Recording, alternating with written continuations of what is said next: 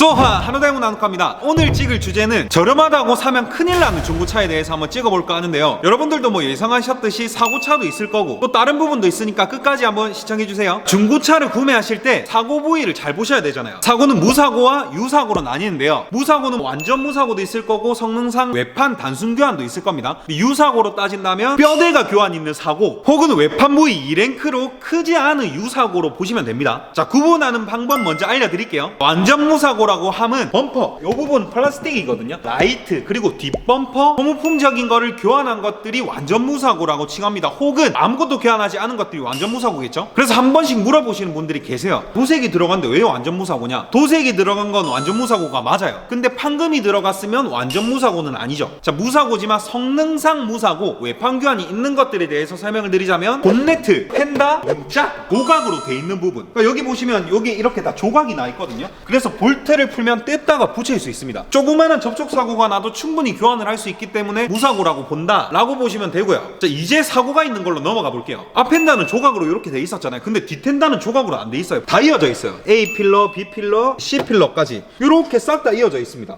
여기를 교환해야 된다면 여기를 잘라야 돼요. 블라인더로 잘라서 똑같이 나오는 조각으로 붙여가지고 빠데칠하고 도색해가지고 이렇게 완성을 시키는 겁니다. 잘라야 되니까 교환을 하는 게 아니잖아요. 다시 용접을 해야 되기 때문에 유사고라고 칭하고요. 제가 생각했을 때 유사고 중에 가장 억울한 부분, 사이드 스텝이라고 요 밑에 보이시죠?